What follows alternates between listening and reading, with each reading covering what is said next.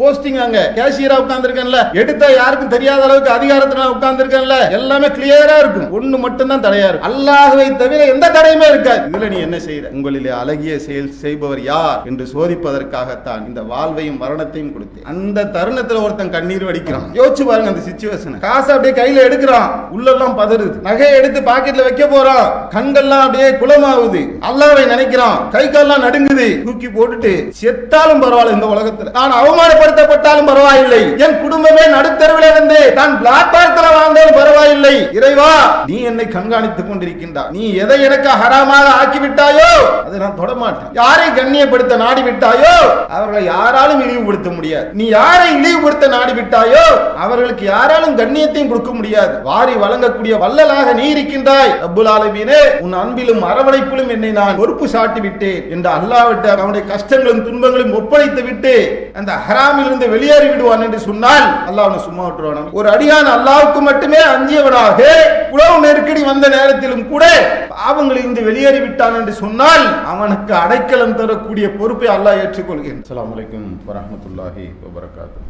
அளவற்ற அருளாளனும் நிகரற்ற பேரன்புடையனுமாகிய எல்லாம் அல்ல அல்லாஹ்வை போற்றி புகழ்ந்தவனாக ஆரம்பம் செய்கின்றேன். இஸ்லாமிய மார்க்கம் என்பது, அன்பார்ந்த சகோதரர்களே, ஒருவர் நான் ஈமான் கொண்டு விட்டேன் என்று சொல்லிவிடுவார் என்று சொன்னால் அவர் கொண்ட ஈமானை அவர் அறிந்து கொள்வதற்காக அந்த ஈமானுடைய தரம் எப்படி இருக்கின்றது, அந்த நம்பிக்கையினுடைய ஆழம் எப்படி இருக்கின்றது என்பதை சம்பந்தப்பட்டவர் விளங்கிக் கொள்ள வேண்டும் என்பதற்காக அல்லாஹ் பல வகைகளிலே அந்த மனிதனை சோதிப்பான்.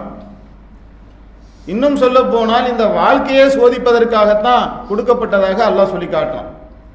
உங்களிலே அழகிய செயல் செய்பவர் யார் என்று சோதிப்பதற்காகத்தான் உங்களுக்கு வாழ்வையும் மரணத்தையும் நாம் கொடுத்தோம் என்று அல்லாஹ் சொல்றான். ஒட்டுமொத்த மனித சமுதாயமே அதுக்காக தான் படைக்கப்பட்டுச்சு.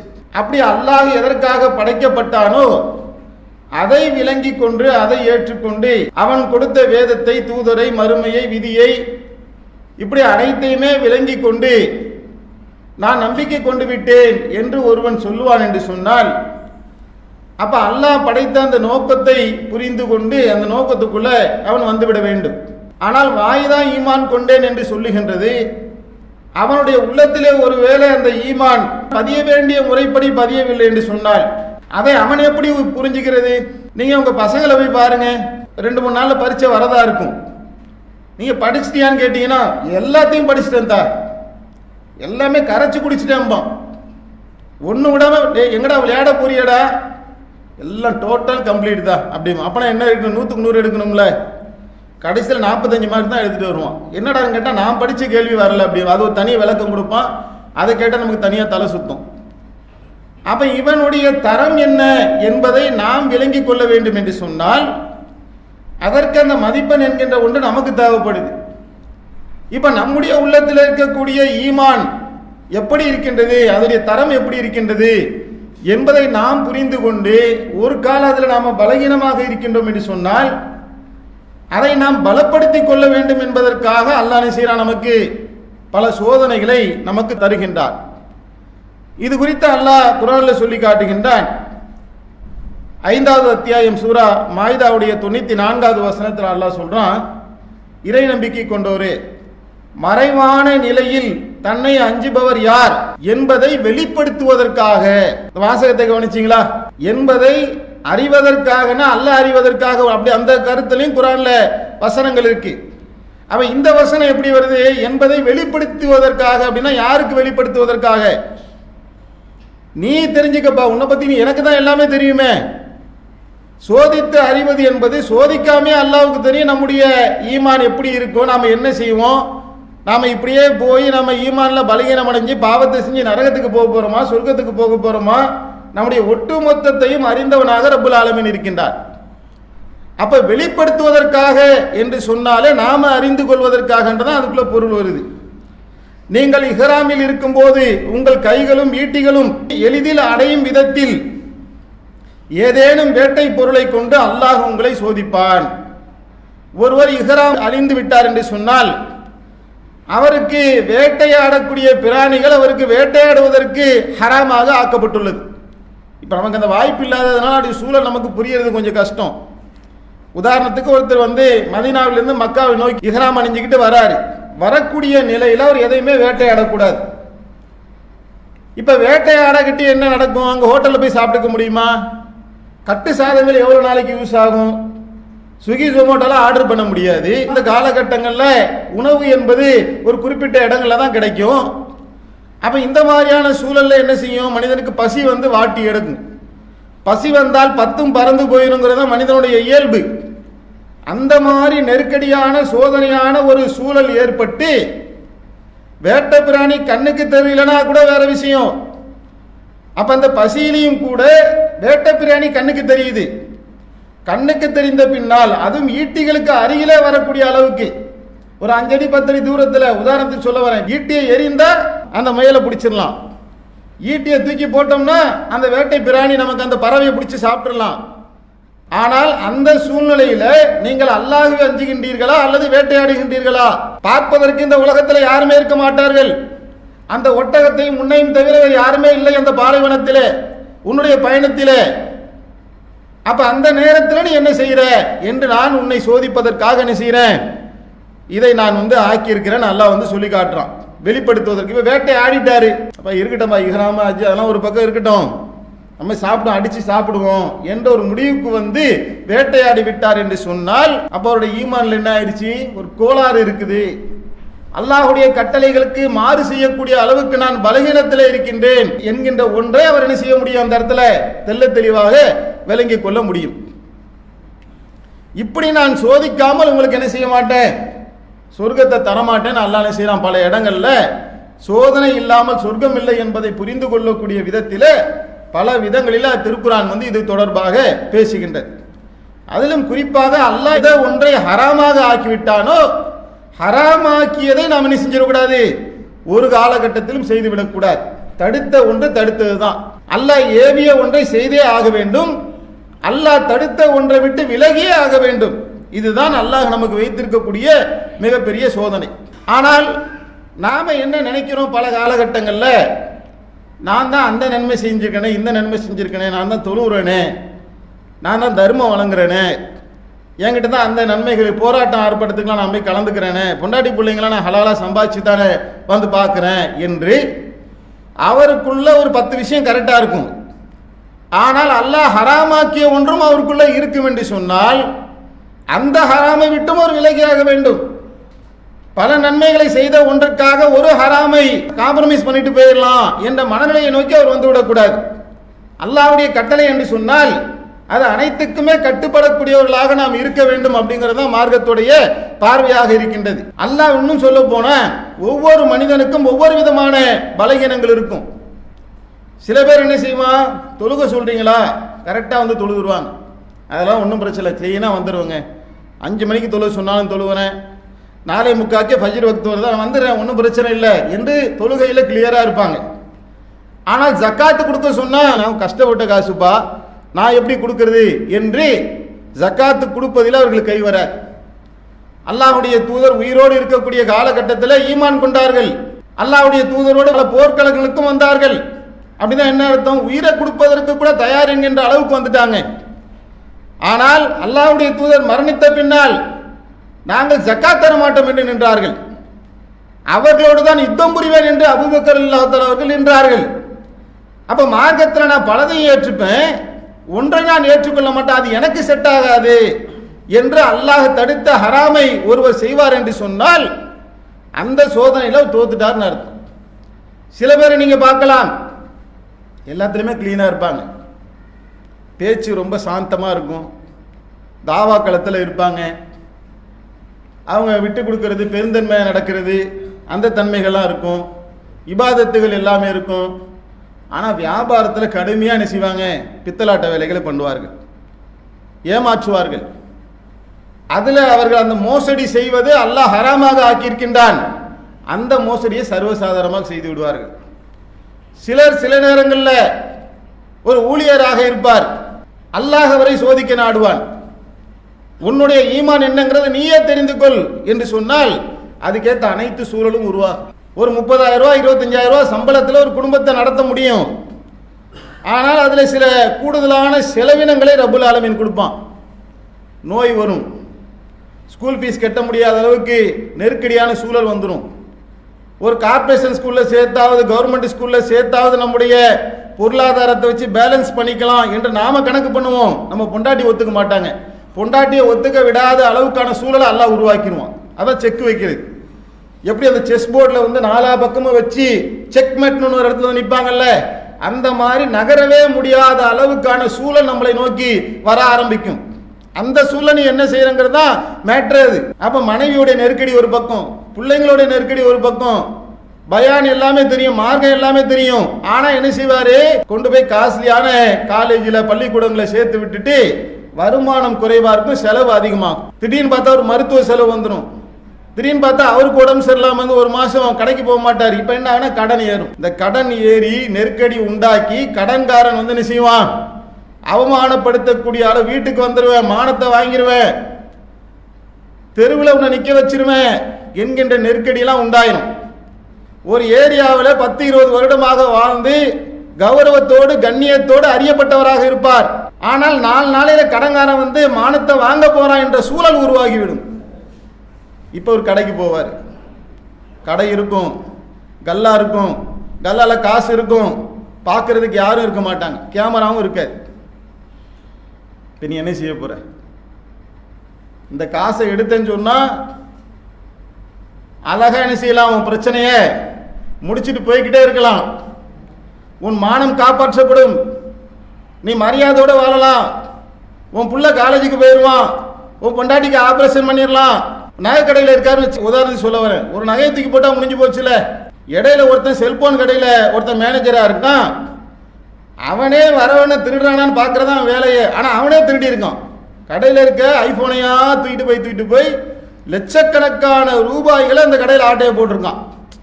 அப்ப இப்படிலாம் ஒரு சூழல் என்ன செய்யும், ஒரு மனிதனுக்கு அல்லாஹ் ஏற்படுத்தி நெருக்கடி. அதானே சொல்றேன், உன் ஈட்டிக்கு பக்கத்துல நான் வேட்டை பிராணியை வர வைப்பேன்னு சொன்னா எவ்வளவு நெருக்கடிங்க. அது அம்ஜிகரில் இருந்து யாரும் வேட்டைக்கு போறீங்களா, இஹ்ராமை கட்டிக்கிட்டு, ஆமா போய் நாங்களாம் வேட்டைக்கு போறோம், ஜும்மா முடிச்சோன்னா வேட்டைக்கு போறோம், வேட்டை பிராணிகள்லாம் ஈட்டியில குத்தி நாங்க சாவடிக்கு அப்படின்னு நிலைமை நமக்கு இருக்குதா? அப்ப இந்த குர்ஆன் வசனத்தை நாம் நம்முடைய வாழ்க்கையில அமல்படுத்துவதாக இருந்தால் அந்த சூழல் நமக்கு எப்படி ஏற்படும்? அப்ப இஹ்ராம் கட்டிய நிலையில வேட்டையாடுவது ஹராம் என்பதை போல நமக்கு அல்லாஹ் வேற ஒன்றை ஹராமாக ஆக்கியிருக்கிறான். திருடுவதை அல்லாஹ் ஹராமாக ஆக்கியிருக்கின்றான், வட்டிக்கு வாங்குவதை அல்லாஹ் ஹராமாக ஆக்கியிருக்கின்றான். அப்படி அல்லாஹ் எனக்கு ஹராமாக்கிய ஒன்றில வேட்டை பிராணி வருவதை போல, நான் பசியில இருப்பதை போல, என்கிட்ட ஈட்டி இருப்பதை போல எல்லாமே கரெக்டா ஒரு நேர்கோட்டில் வந்து நிற்கும். என்கிட்ட இருக்க ஈட்டி மாதிரி என்ன போஸ்டிங், அங்க கேஷியரா உட்கார்ந்துருக்கேன்ல, எடுத்த யாருக்கும் தெரியாத அளவுக்கு அதிகாரத்தில் உட்கார்ந்துருக்கேன்ல, எல்லாமே கிளியரா இருக்கும். ஒன்று மட்டும்தான் தடையா இருக்கும், அல்லாஹ்வை தவிர எந்த தடையுமே இருக்காது. அப்படி எல்லாமே வந்து நிற்கும். இதுல நீ என்ன செய்யற? உங்களிலே அழகிய செயல் செய்பவர் யார் என்று சோதிப்பதற்காகத்தான் இந்த வாழ்வையும் மரணத்தையும் கொடுத்தேன். ஈமான் கொண்டேன் என்று சொல்லுகின்ற காரணத்தினால் நீங்கள் சோதிக்கப்படாமல் விட்டுவிடப்படுவீர்களா? அந்த தருணத்தில் ஒருத்தன் கண்ணீர் வடிக்கிறான். யோசிச்சு பாருங்க அந்த சிச்சுவேஷனை. காசை அப்படியே கையில் எடுக்கிறான், உள்ளெல்லாம் பதறுது. நகையை எடுத்து பாக்கெட்ல வைக்க போறான், கண்கள்லாம் அப்படியே குளமாகுது. அல்லாஹ்வை நினைக்கிறான், கை கால்லாம் நடுங்குது. தூக்கி போட்டுட்டு செத்தாலும் பரவாயில்ல, இந்த உலகத்துல நான் அவமானப்படுத்தப்பட்டாலும் பரவாயில்லை, நான் அசிங்கப்படுத்தப்பட்டாலும் பரவாயில்லை, என் குடும்பமே நடுத்தருவில் இருந்து நான் பிளாக் பார்க்கல வாழ்ந்தாலும் பரவாயில்லை, இறைவா நீ என்னை கண்காணித்துக் கொண்டிருக்கின்றாய், நீ எதை எனக்கு ஹராமாக ஆக்கிவிட்டாயோ அதை நான் தொடமாட்டேன், என் வாழ்வும் மரணமும் உன் கையில் இருக்கு, நீ யாரை கண்ணியப்படுத்த நாடி விட்டாயோ அவர்களை யாராலும் இழிவுபடுத்த முடியாது, நீ யாரை இழிவுபடுத்த நாடி விட்டாயோ அவர்களுக்கு யாராலும் கண்ணியத்தையும் கொடுக்க முடியாது. வாரி வழங்கக்கூடிய வல்லலாக நீ இருக்கின்றாய் ரப்புல் ஆலமீனே, உன் அன்பிலும் அரவணைப்பிலும் என்னை நான் பொறுப்பு சாட்டி விட்டேன் என்று அல்லாஹ்விட்ட அவனுடைய கஷ்டங்களும் துன்பங்களும் ஒப்படைத்து விட்டு அந்த ஹராமில் இருந்து வெளியேறி விடுவான் என்று சொன்னால் அல்லாஹ் அவனை சும்மா விட்டுருவான். ஒரு அடியான் அல்லாஹ்வுக்கு மட்டுமே அஞ்சியவனாக இவ்வளவு நெருக்கடி வந்த நேரத்திலும் கூட பாவங்களில் இருந்து வெளியேறி விட்டான் என்று சொன்னால் அவனுக்கு அடைக்கலம் தரக்கூடிய பொறுப்பை அல்லாஹ் ஏற்றுக்கொள்கின்றான். அது என்னைக்கு வரும், எப்படி வரும், எந்த நேரத்தில் வரும், அதெல்லாம் நமக்கு தெரியாது. ஃபஆலு லிமா யுரீத், நாடியதை செய்வான் எஜமானன். அவன்கிட்ட போய் டேட்டு போட்டு கொடு, நான் உனக்கு கட்டப்பட்டு 5 நடக்கிறேன், எனக்கு ஒரு டேட் சொல்லுன்னா அல்லாட்ட போய் நாம கேட்க முடியாது. நடக்கும். இன்னல்லாஹமா சாபிரி, என்னை நம்பிட்டல, என்னை நீ நம்பி விட்டாய் என்று சொன்னால் உன்னிடத்துல என்ன வந்துடணும்? பதட்டம் இருக்க கூட, பொறுமையாக அவரதை பார்த்து அந்த சூழலை நாம் அடைவோம். நம்ம வாழ்க்கையில கண்டிப்பாக ஒரு பொருளாதார ரீதியாகவோ, ஒரு பெண்கள் விஷயத்திலோ, அல்லது ஏதோ ஒன்றில் ஒரு மனிதன் சோதிக்கப்படுவான். சக்சஸ் பண்ணி காட்டிட்டோம் வைங்களேன், சுபஹானல்லாஹ், அல்லாஹ் ஒரு gift கொடுப்பான். அந்த கிஃப்ட்டுக்கு இணையாக உலகத்தில் நீங்க எந்த கிஃப்டையுமே வாங்க முடியாது. ஈமானை அல்லாஹ் உள்ளத்தில் அல்லாஹ் விதைச்சிருவேன்றான். நாம் ஈமானை நோக்கி போறது வேறங்க. அல்லாஹ் நம்முடைய உள்ளத்தில் ஈமானை பதித்து விட்டான் என்று சொன்னால், அதுக்கப்புறம் அதிலிருந்து அல்லாஹ் உங்களை பாதுகாத்து கோடி கோடியாக கொட்டி கொடுத்து கழுத்தை அறுத்துருவேன் சொன்னா கூட நீங்க 1 ரூபாய் எடுக்க மாட்டீங்க. ஈமானை பதிச்சிருவான். ஓடா, வாய்ப்பும் சூழலும் சந்தர்ப்பமும் அமைந்த நிலையில ஒருவன் விபச்சாரம் செய்வதற்கான அனைத்து சூழலும் இருந்து அதை விட்டு ஒருவன் ஒரு முறை விலகி விட்டான் என்று சொன்னால் அல்லாஹ்வுக்கு அஞ்சியவனாக எந்த சூழல் வந்தாலும் அல்லாஹ் ஈமானை பதிச்சிடும். சூப்பர், டோன்ட் கேர், அது அல்லாஹ் கொடுக்குற கிஃப்ட். எனக்கு அஞ்சியதற்காக நான் உனக்கு கொடுக்குற கிஃப்ட் வச்சுக்க. அதுக்கப்புறம் அவன் எப்படி ஆவான் தெரியுமா? மனிதனுடைய மனம் பாவத்தை விரும்பக்கூடியதாக, நன்மையை வெறுக்கக்கூடியதாக இருக்கின்றது. ஆனால் ஒரு அடியான் அல்லாஹ்வை அஞ்சி அவன் அந்த சோதனையில சக்சஸ் ஆயிட்டானா, வெற்றி அடைந்து விட்டான் என்று சொன்னால் அல்லாஹ் அவனுடைய வாழ்க்கை எப்படி மாற்றுவான்? தர்ஜா உயர்த்திடுவான். நன்மையை விரும்பக்கூடியதாக அல்லாஹ் உள்ளத்தை மாற்றி பாவத்தை பார்த்தாலும் வெறுத்துருவான். மனித குலம் எல்லாம் தடுமாறும். ஆபாசம் படம் பார்க்குற மாதிரியே எனக்கு சைத்தான் என்னை போட்டு நாசம் பண்ணுறான் பாய், தொழுகிறதுக்கு எனக்கு ரொம்ப கஷ்டமா இருக்கு பாய் என்று அவன் எதெல்லாம் பெருசாக சொல்கிறானோ அதெல்லாம் அல்லாஹ் நமக்கு லேசாக்கணும். ரொம்ப நாம் என்ன செய்வோம்? இலகுவான ஒரு பாதை. அந்த ஹைவேல நீங்கள் மட்டும்தான் வண்டி ஓட்டிட்டு போவீங்க, எந்த டிஸ்டர்பன்ஸும் இருக்காது. அப்படியே அல்லாஹ் என்ன செய்வோம்? மார்க்கத்தை பின்பற்றுவதை எளிமையாக எளிதாக, அது ஒரு கட்டம். அது எப்போ தருவான்? அதை சோதனைகளில் சக்ஸஸ் பண்ணிக்கிட்டே போம். ஒரு முறையில் ஒவ்வொரு சோதனைகளும் வரும்.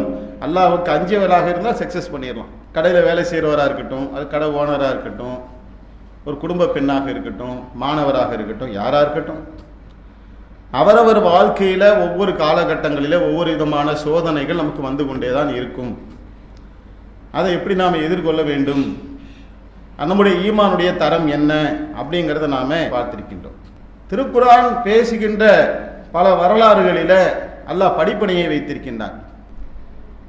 சில வரலாறுகள் நாம் பரவலாக கேள்விப்பட்டிருந்தாலும் ஒரு சில வரலாறுகள் நமக்கு சொல்லப்பட்டிருந்தாலும், ஆனால் அதிலிருந்து கிடைக்க வேண்டிய சரியான சாரத்தை நம்மள சிலரோ பலரோ உள்வாங்காமல் பல நேரங்களிலே கடந்து சென்றிருப்போம். மூசா அலைஹிஸ்ஸலாம் அவர்களுக்கு அல்லாஹ் தான் ஒரு இறை தூதர் என்பதை மக்கள் விளங்கிக் கொள்ளக்கூடிய விதத்தில் ஒன்றுக்கு பல அற்புதங்களை அல்லாஹ் கொடுத்து அனுப்புறான்.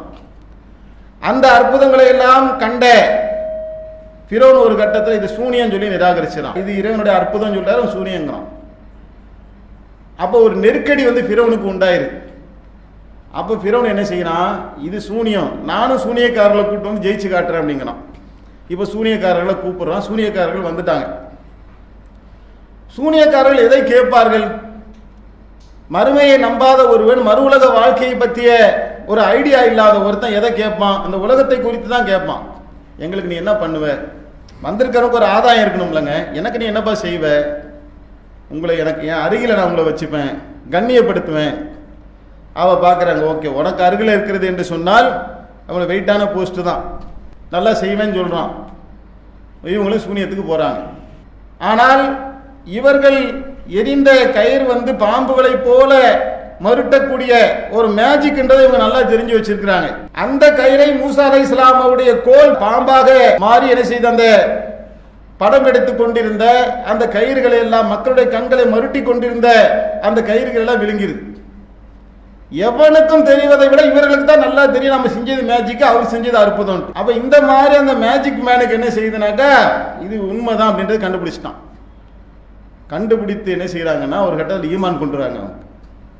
அந்த உள்ளத்துக்குள்ள ஈமான் நுழைந்து விட்டால், ஒரு விதைக்குள்ள உயிர் இருக்குல்ல, அதுல தண்ணி பட்டு மண்ணோட இருக்கிறனாலே தண்ணி பட்டா எப்படி வளர ஆரம்பிச்சிருதோ, அதுல எப்படி ஒரு மாற்றம் கிடைக்குதோ, ஒரு மூமினுடைய வாழ்க்கையில அவன் மனிதனாக இருந்து இறை நம்பிக்கையாளனாக மாறுகின்ற தருணங்களிலே அந்த நம்பிக்கை சில அற்புதங்களை செய்து காட்ட வேண்டும். அதுக்கு பேர் தான் நம்பிக்கை.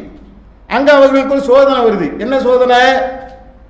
நீ ஈமான் கொண்டியா, நான் அனுமதி கொடுக்கறதுக்கு நீ எப்படிப்பா ஈமான் கொள்ளுவ? மாறுகால் மார்கை வாங்குவேன், சிலுவையில் அரைஞ்சிருவேன். ஒரு மனிதன் உச்சபட்சமாக எதை நேசிப்பான் என்று சொன்னால் உயிரைத்தான், தன்னுடைய உயிர் தான். அதுக்கப்புறம் தான், ஏன்னா அது இல்லாட்டி எதுவுமே அடைய முடியாதுல்ல. உயிர் இருந்தால் தான் உலகத்தில் வாழ முடியும், வாழ்ந்தால் தான் எதையாவது அனுபவிக்க முடியும். உயிரே போயிடுச்சுன்னா எதையுமே அனுபவிக்க முடியாது. அந்த உயிரை நான் எடுத்துடுவேன். அந்த உயிர் சாதாரணமாக எடுக்க மாட்டேன், கொடுமைப்படுத்தி எடுப்பேங்கிறான், டார்ச்சர் பண்ணுவேங்கிறான். இவங்க என்ன சொன்னாங்க அந்த இடத்துல? இந்த சோதனை அவர்களுக்கு வைக்கப்பட்ட போது அவர்களுடைய வாக்கு மூலம் எதுவாக இருந்தது? இறைவா, எங்களை முஸ்லீமாக மரணிக்க செய்வாயாக, எங்களுக்கு பொறுமையை தந்தருவாயாக என்று பிரார்த்தனை செய்தார்கள். நீ இந்த உலகத்துல தானப்பா கணக்கு தீப்ப, அல்லாஹ் எங்களுக்கு என்ன செய்வான்? மறுமையிலே தருவான். இந்த உலகத்துல தான் உன்னால எங்களை துன்பப்படுத்த முடியும். உயிரை எடுத்துக்க, உயிரை வேணுமா எடுத்துக்க. முதல்ல எதை நோக்கி வந்தாங்க?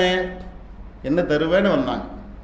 இந்த ஈமான் நுழைஞ்ச பின்னா எதை நோக்கி போயிட்டாங்க? இப்ப சுவனத்தை நோக்கி போயிட்டாங்க. அல்லாஹ்வுடைய அருள் வேணும், அல்லாஹ்வுடைய பொருத்தம் வேண்டும் என்பதை நோக்கி அவனுடைய பார்வை நீண்டு விட்டது. இதைத்தான் ரப்புல் ஆலமீன் நம்மிடத்தில் எதிர்பார்க்க. சூனியக்காரர்களை நாம் என்ன செய்யறோம்னா அதை ஸ்கிப் பண்ணிடும் பல நேரங்கள்ல. அந்த ஈமான் மிகப்பெரிய ஒரு அற்புதத்தை அந்த இடத்துல செய்து காட்டியதா இல்லையா? போனா போயிட்டு போகுதுப்பா. ஒரு சோதனை வரக்கூடிய நேரத்தில் சில இழப்புகள் வருவதை போல் நமக்கு தோன்றும். இழப்பே வந்தாலும் என்ன, சோதனைக்காகத்தானே இந்த வாழ்க்கை உள்ளது. அல்லாஹ் மறுமையில் எனக்கு அதை தருவான், வெற்றி அல்லது வீரமரணங்க, அவ்வளவுதான். ஒரு போருக்கு போன ஒருவன், அவனுக்கு வெற்றி என்ன? வெற்றி போரில் ஜெயிச்சா வெற்றிங்க. செத்து மவுத்தா போயிட்டான்னு சொன்னா, அல்லாஹ்வுடைய பாதையில ஷஹீதாகிட்டான் என்று சொன்னால் வீர மரணம். அந்த மாதிரி ஒவ்வொன்றிலும் அல்லாஹ் நமக்கு என்ன செஞ்சிருக்கான்? ஒரு இறை நம்பிக்கையாளனை பொறுத்தவரையில அவனுக்கு வரக்கூடிய சோதனைகளில அவன் அந்த பொறுமையாக இருந்து அல்லாஹ் அவனுக்கு சக்சஸ் பண்ணி கொடுக்கலாம். அல்லது அவனுக்கு பெரும் கஷ்டத்தையே அல்லாஹ் கொடுத்தாலும் கூட அதற்குண்டான கூலி மறுமையில இருக்கின்ற. இந்த ஒன்றையும் அல்லாஹ் நமக்கு வீணாக ஆக்க மாட்டான், அனைத்தையும் கூலியாக மறுமையில தருவான் என்பதை உள்ளத்தில் ஏண்டுவோம் என்று சொன்னால், சோதனைகளிலே நிதானமாக பொறுமையாக இருந்து அல்லாஹ் மீது தவக்கல் வைத்து நாம் ஒரு உண்மையான முஸ்லீமாக வாழ்ந்து மரணிக்கக்கூடிய பாக்கியத்தை ரப்புல் ஆலமீன் நம் அனைவருக்கும் மாறி வழங்குவானாக என்று பிரார்த்தனை செய்தவனாக என்னுடைய உரையை நிறைவு செய்கின்றேன். வாஹிர் தானா அல்ஹம்துலில்லாஹி ரப்பில் ஆலமீன்.